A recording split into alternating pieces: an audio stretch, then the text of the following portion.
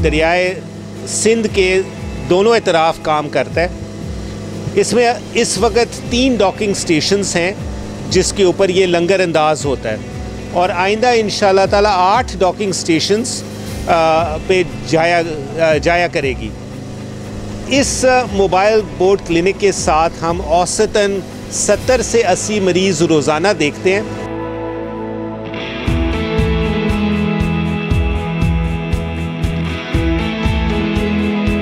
कच्चे इलाके में कोई सहूलत नहीं है, हमको यहाँ डॉक्टर भी नज़दीक नहीं है, कोई स्कूल भी नहीं है। हमारे बच्चे सब बीमार जो होते हैं किश्तियों पे चढ़ के पार होते हैं, फिर आगे डॉक्टर जाते जाते हमारे बच्चे रास्ते में दम देते हैं।